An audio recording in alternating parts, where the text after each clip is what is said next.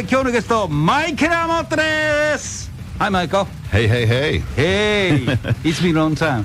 It has, yes. ねえ、本当に染谷さん、通訳よろしくお願いします。よろしくお願いします。はい、ということでね、今日はまあアルバム deceivers がまあ8月12日発売になるってこと来てもらったんで、あれ直前になって2週間今日くらい発売伸びましたね。これ何だったんですか？ So you're here to promote the album that's coming out, deceivers, coming out on the 12th of August. But seems like the release has been postponed for like 2 weeks just before, you know, it actually happened. Yes, keep everybody waiting a little bit longer. Yeah, sorry about that.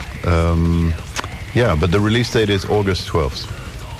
そうなんです。ごめんね、ちょっと余計に待たせることになってしまったんだけれども、でも正式のリリース日はそんなわけで8月の12日です。これは戦略的なもんですか？ただ単になんか遅れただけなんですか？ As I said, like a strategy kind of thing for you to postpone it a little bit. Otherwise, just so happened.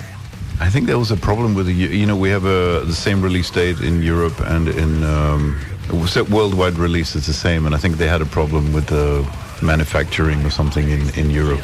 いやもうリリース日は一応ヨーロッパも含め世界全部一斉にということだったんだけれども、おそらくこれは製造上の問題だと思うんだよね。That's the official reason. というのが正式な理由です。一応。いやもうね、僕番組でよく言ってんだけど、このまあパンデミック起こってから工場で人がいないっていうことで、アナログ LP の生産とか CD とかパッケージのね生産が随分ね遅れて発売を延期するバンドが世界中でたくさんいるんだよ。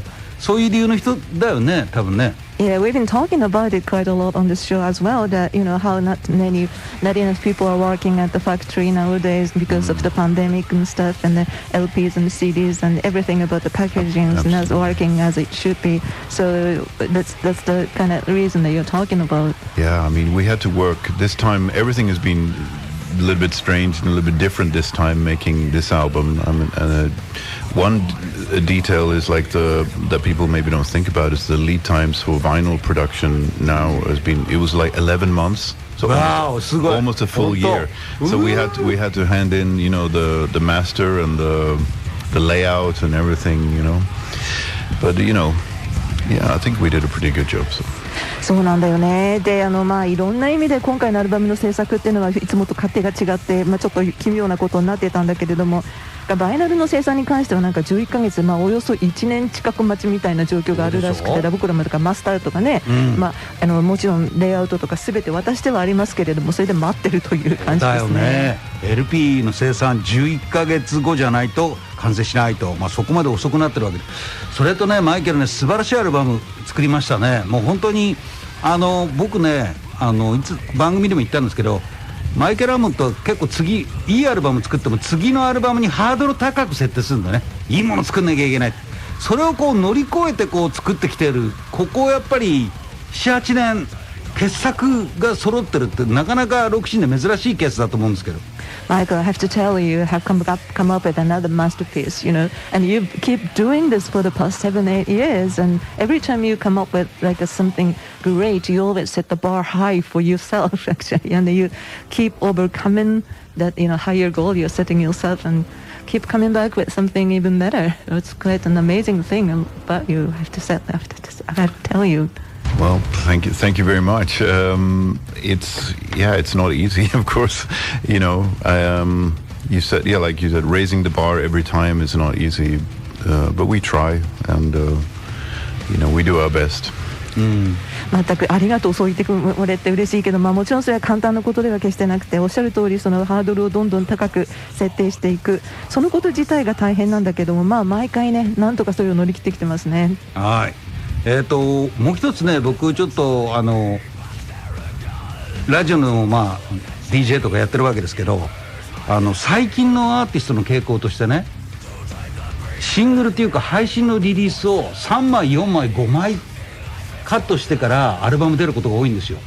僕らの時代はシングル1枚くらいでアルバム出たんだけど、今回アーチエネミーも5曲をアルバム前に発表していよいよアルバム登場じゃない。これどういう考え方からそうやってカットしてくるの？プロモーションの現代のプロモーションのやり方っていうことなんですか？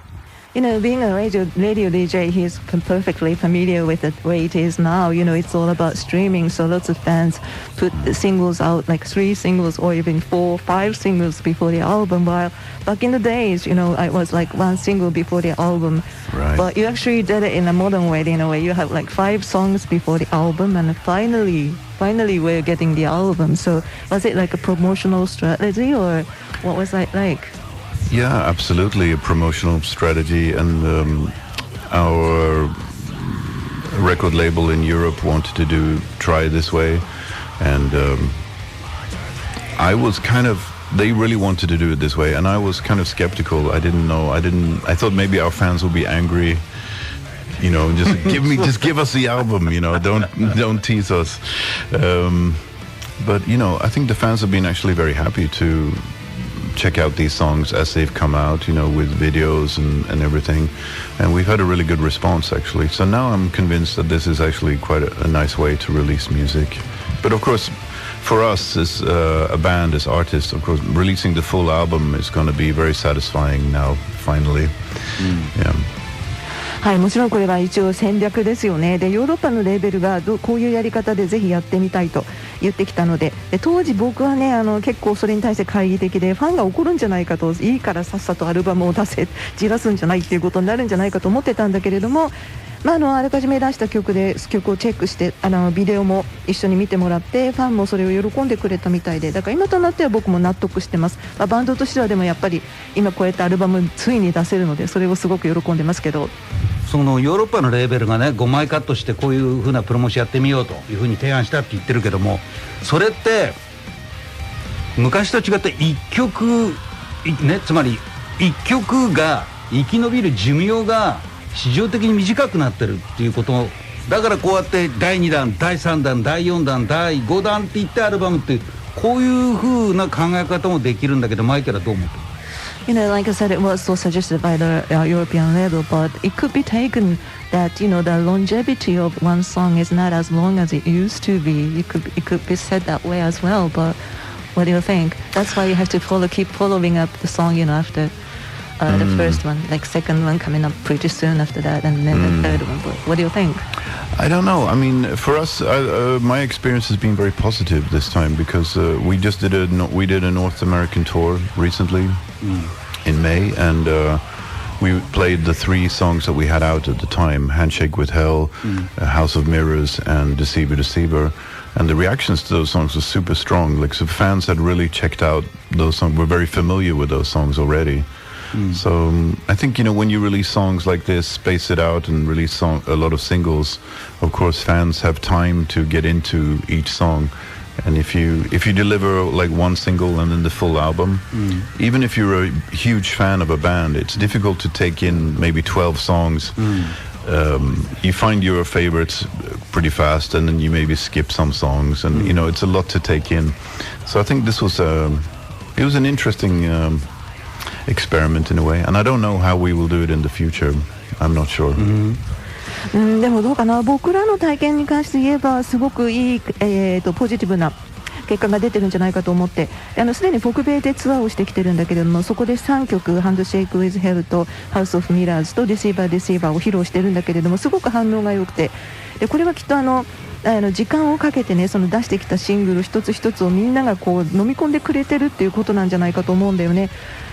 一つだけシングル出してすぐアルバムを出したとすると、よほどのファンであったとしてもいきなり12曲渡されて、それを全部こう消化するっていうのはなかなか大変なことなんで、気に入った曲がいくつかできて、でその他の曲は飛ばしてしまうみたいなことにはなりかねないけれど、盛りだくさんなんで、なんで今回のやり方は僕らにとっても非常に興味深い実験だったんじゃないかと思うし、結果が出るんじゃないかと考えてます。はい、アルバムの1曲目すでに公開されている「Handshake with Hell」っていう曲なんですけども、まさにこの曲はアルバムのオープニングトラックになるべくして生まれた曲のようにも思えるんですけども、もう曲作った時にこれは1曲目だなっていう感触はあったんでしょうか？And it opens up with the song Handshake with Hell. It sounds to him as like a born to be the opener kind of song.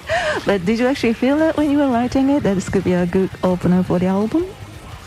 I think in a way, yes, but also it's like one of maybe the longest song on the album. So I was a little bit nervous about putting such a long song in the beginning of the album, because usually we put like a shorter, more fast song in the beginning to the easy way to get into the album. But I think this one was just like you said, it's screaming to be an opening track. It's got that whole build up. So yeah, I think it works quite well. 確かにそうだね。でも一方ではこのアルバムの中で一番長尺な曲の一つでもあるので、僕としてはこれを頭に持ってくるっていうことにちょっと心配もあったんだけれど、通常割と短いファストな曲で僕らアルバムを始めていたのでね、その方が入り込みやすいだろうしと。だけど確かにこの曲はね、ボレを冒頭に持っていけっていう風に叫んでいたような気がするよね。でそして盛り上がりを徐々に作っていくような流れでもあるので、いいオープニングになったんじゃないかなって思います。